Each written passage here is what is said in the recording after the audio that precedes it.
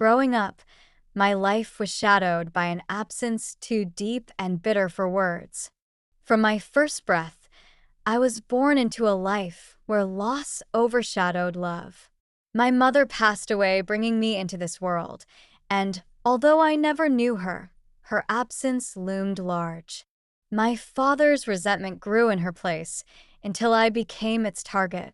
In my earliest years, I could sense the loneliness.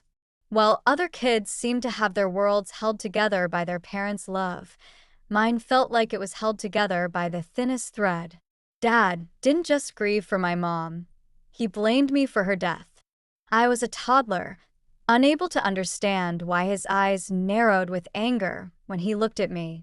When I began school, he would tell me in that same cold, unyielding tone, "You owe me for what you cost me."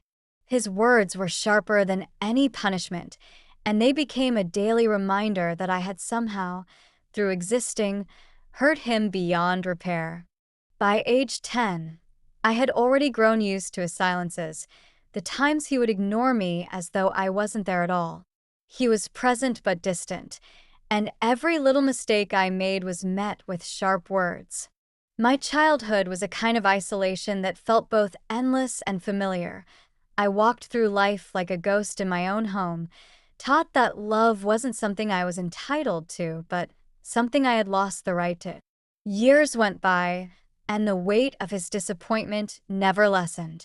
At school, I envied my classmates' lives, their parents who attended every sports game, every school play, cheering and clapping. I knew that wasn't for me. Instead, I learned to expect his cold silence or the rare, bitter remark. I spent most of my days with my nose buried in books or homework, immersing myself in academics because it was the only path that seemed to offer any hope of freedom. If I could be good enough, maybe, just maybe, he would forgive me. By the time I reached high school, I had fully learned the art of invisibility. Keeping to myself wasn't just a habit, it was survival. Home was not a place of comfort, and my father's words weighed heavily on me. "You're just a reminder of what I lost," he once told me, his face etched with an unyielding bitterness.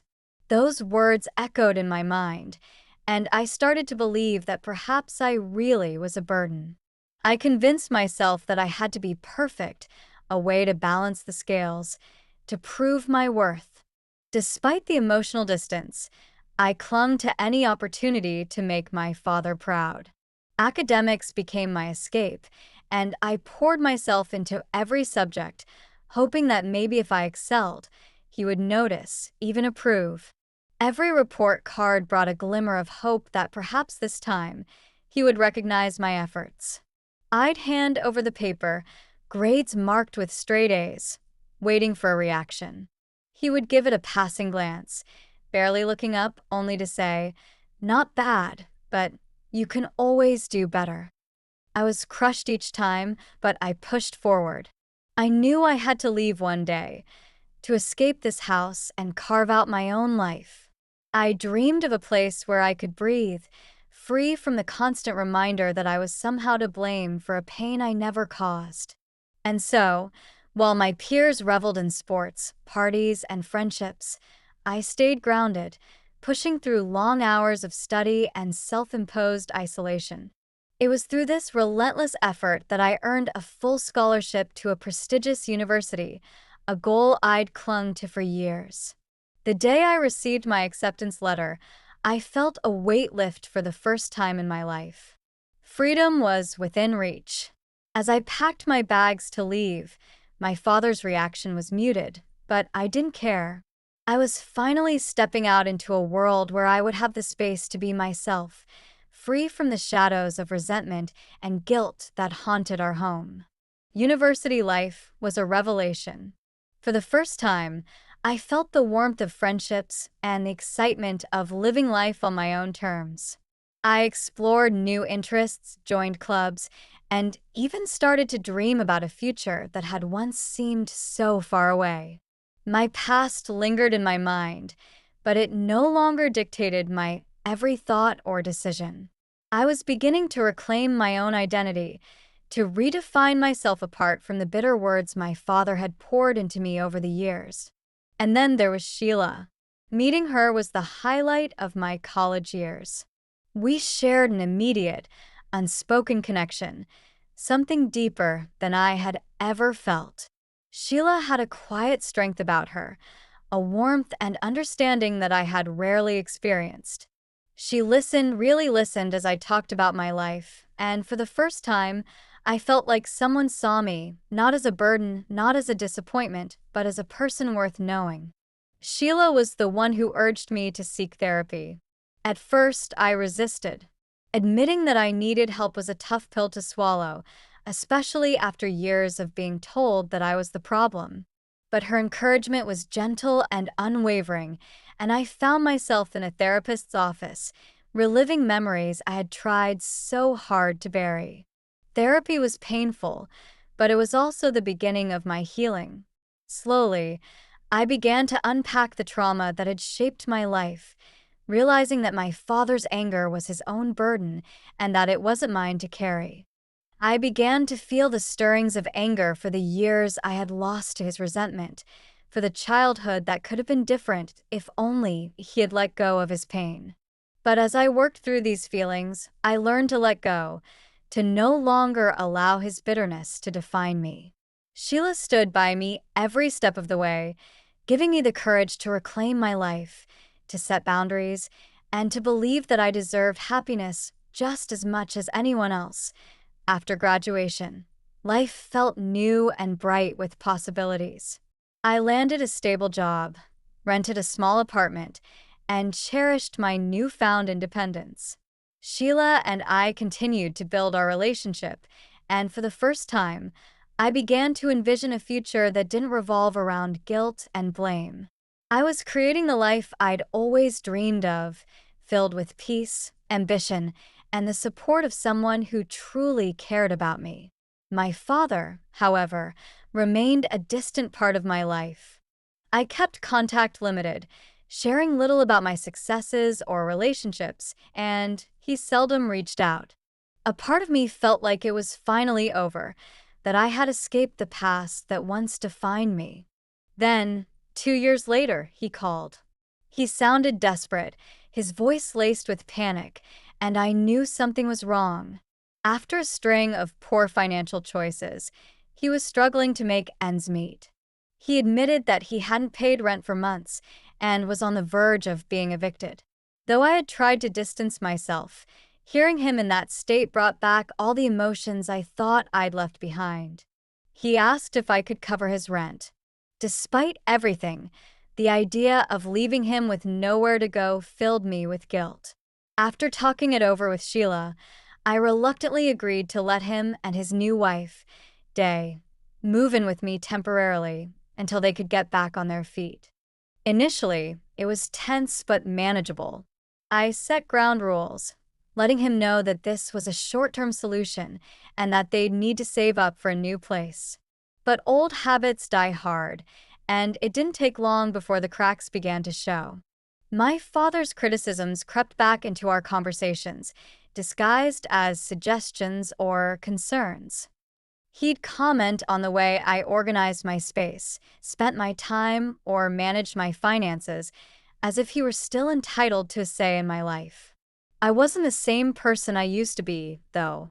Each time he overstepped, I held my ground, reminding him that this was my home and that he had no right to dictate my choices. Day, however, didn't understand the history between us. She saw herself as a supportive wife, always urging me to respect my father for raising me alone. While I appreciated her intentions, her remarks often rubbed me the wrong way. She had no idea about the years of hurt and resentment I'd endured, and I wasn't willing to dredge up those memories for her benefit. Still, I stayed silent, figuring it wasn't worth the argument. I'd hoped that we could coexist, if not peacefully, then at least respectfully, but that hope was short-lived. One evening, I came home to a mess, dishes stacked high in the sink, food wrappers littered across the counters, and the TV blaring in the living room where my father and Day lounged. I asked why they hadn't cleaned up, pointing out that it was his turn to handle the kitchen chores. He barely looked at me, muttering, "You're the one who should be grateful, not the other way around. I raised you, didn't I?" That was it. Every bit of patience I had left drained out of me. I reminded him that he was living in my house now, that he had come to me for help. I wasn't a helpless kid anymore, desperate for his approval. He was the one in need, not me. The next morning, Day confronted me. She explained that my father felt deeply hurt by my disrespect and claimed he had contributed financially to help me buy this home. I was taken aback, realizing that my father had painted an entirely false picture of our history. He hadn't given me a cent toward this house. It was all a fabrication, another manipulation to keep up appearances. As she continued, Day insisted that, considering his past help, it would be fair if I began paying them rent, even as they lived rent-free in my home. The sheer absurdity of her demand left me speechless, and I couldn't help but laugh. I set the record straight, explaining that I owned the house outright and that my father had not financially supported me in any way. The truth shattered her carefully constructed belief about my father. She looked embarrassed, apologizing softly before retreating upstairs to pack. She left later that day without a word, too shaken by the reality to stay any longer. That evening, my father came home to find Day gone. When he learned the truth, he exploded, accusing me of sabotaging his marriage and humiliating him. According to him, I should have just let her believe his lie, as if it were my responsibility to protect his ego at my expense. I'd had enough. The following morning, I told him it was time for him to leave. The trust between us, fragile as it was, had been broken beyond repair. He pleaded, insisting he had nowhere else to go, but I held firm. I'd opened my home to him out of compassion, and he had used it as another stage to perpetuate his lies and exert control. It was exhausting. He left, fuming, and as he walked out the door, I felt a strange mixture of relief and sadness, knowing this might be the last time I'd see him.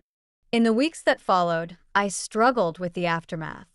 He continued to call, leaving angry voicemails, blaming me for everything that had gone wrong in his life, even as I knew that I'd done nothing wrong. Cutting him off felt like severing a part of my past, a final step in letting go of the weight I'd carried for so long. For the first time, I was finally free of the guilt and shame that had lingered in my heart for years. My relationship with Sheila grew stronger through it all. She had been my rock, the person who helped me see the truth about myself and my worth. With her by my side, I began to heal. I knew that I could move forward, building a future where I was no longer defined by my father's resentment, but by my own strength and resilience. Though the journey was long and painful, I learned a powerful lesson. Family is not defined by blood, but by the people who truly support and care for us. Now, as I look to the future, I do so with a sense of hope, knowing that I have the power to shape my own path, free from the shadows of the past.